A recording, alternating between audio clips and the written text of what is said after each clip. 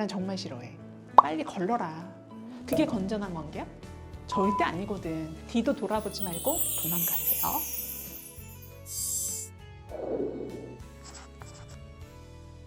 사랑이라는 것 때문에 모든 사람을 내 감정을 다 속여가면서 힘들어하면서 받아줄 필요는 없는 것 같아. 인스타 DM으로 어떤 여성분인데 본인이 만나고 있는 남자가 너무 완벽하다는 거야. 그 남자가 유부남이라는 거야. 곧 이혼할 유부남이래. 상대가 유부남이다, 유부녀다 있잖아요. 믿고 버르세요. 내 정신이 피폐해지고요. 당장 헤어지세요 라고 얘기했어요. 이런 극단적인 상황 말고 이런 사람하고 내가 결혼까지 할 수 있을까요? 하는 것들 제가 한 3가지 말씀드려볼게요.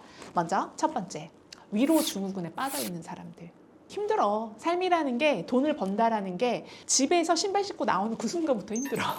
아침에 출근할 때 열나 힘들어. 그런데 이런 사람이 있어. 나만 힘들어. 나 힘들고 나 불행해 라고 말하는 사람. 나는 그 사람의 부모가 아니기 때문에 빨리 걸러라. 내 주변에 해피바이러스까지는 아니어도 좋은 말을 해주는 사람, 또는 기브앤테이크이 되는 사람을 만나라고 얘기해. 나는 그 사람에게 주기만 해. 그 사람은 받으려고만 해. 그게 건전한 관계야? 절대 아니거든. 내가 만약에 사귀고 있는 남자나 여자가 그렇다라고 하면요, 끊어내세요. 인생 피폐해집니다. 정신 망가져요. 그래서 건강한 관계를 유지하려고 노력하는 게 중요하고, 정서적으로 건강한 사람을 만나야 행복해지는 것 같듯이 내 주변을 한번 정리하는 거가 좀 필요하다. 그리고 2번째, 요청만 하는 사람. 어때? 내가 연인 관계일 때 사랑을 어떻게 보면 볼모로 막 요구만 하는 사람들도 있거든. 저 사람은 나한테 요구를 할까? 왜 맨날 요청만 할까? 이렇게 생각하게 되면 대부분의 그 관계가 건강하게 가기 어렵다라는 거죠. 우리가 친구 관계에서도 사실 나한테 계속 요구만 하는 사람이 있다라고 하면 들어주기 싫잖아. 그 한계점에 다다르면 어때? 예의가 없네? 라고 생각하는 거거든. 부당거래라는 영화가 있거든? 거기서 유승범이 그러잖아. 호의가 계속되면은 그게 권리인 줄 알아요. 우리 이런 사람 예의가 없다라고 얘기하는 거거든. 근데 계속 권리 주장을 하다 보면 있잖아, 본인이 요구만 한다라는 걸 잘 모르더라고요. 그래서 이런 사람을 만났다라고 하면 뒤도 돌아보지 말고 도망가세요. 연애하면 연애 읽어주는 여자 조대꾸알 사랑해요. 3번째, 솔직함을 가장한 무례한 사람. 난 정말 싫어해. 나 되게 솔직하잖아. 이런 말을 앞에 깔잖아? 그러면 나는 그런 사람하고는 깊은 관계를 맺으려고 하지 않아. 내가 입으로 올리기 싫어하는 얘기들이 있잖아. 어떻게 보면 나의 단점? 그걸 아무렇지도 않게 얘기하는 사람이 있거든. 나 원래 솔직하잖아. 이렇게 말하는 사람 치고 난 정말 솔직한 사람 본 적이 없어. 내가 얼마 전에 러브미라는 드라마가 시작이 되어서 그걸 정주행을 시작을 했어요. 근데 거기서 나와 천주교 신도인가 봐. 그런데 그분이 와이프가 사고로 다리가 불편해. 교인들이 걱정해주는 마음으로 막 얘기를 해. 정말 많이 좋아지셨나 보다. 이제 거의 죽을 뻔했잖아, 그쵸? 우리 구역은 아니고 다른 구역 얘긴데, 다른 구역에도 율리아님이랑 비슷한 자매가 있었거든요. 그 자매는 결국 감당을 못하고 스스로 천국에 못 갔을 거야. 그럼 저는 그만. 사람이 죽었는데도 아름다운 장례식. 세상에 아름다운 장례식이 어딨냐? 그 장면을 봤을 때 느꼈을 거야. 카타르시스를. 그러니 남이 생각하는 어떤 단점이나 치부, 힘든 얘기를 아무렇지도 않게 하지 마세요.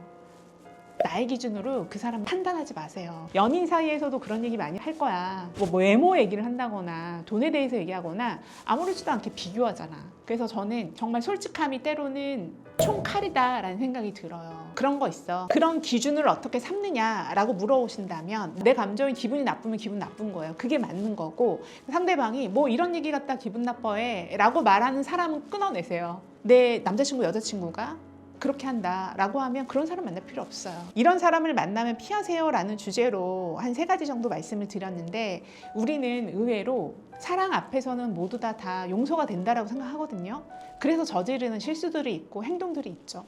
내가 이 사람에게 기분 나쁜 말을 나는 하지 않잖아. 그런데 상대방이 해온다라고 했을 때 사랑하니까 참아줘야지 할 필요도 없다라는 거지. 저는 그런 부분에 있어서는 한번 생각해 볼 필요는 있다라는 말씀을 드리고 싶어요. 우리는 타인에 대해서 이러쿵저러쿵 할 권한이 없거든요. 권리가 없습니다. 너 결혼했어? 왜 안 했어? 왜 결혼 안 한 거야? 뭐 문제 있어? 이런 얘기를 아무렇지도 않게 해. 근데 상대가 들었을 때 어때요? 기분이 나쁘거든. 결혼하고 나면 또 무슨 얘기해? 애는 얼마나 낳을 거야? 언제 낳을 거야?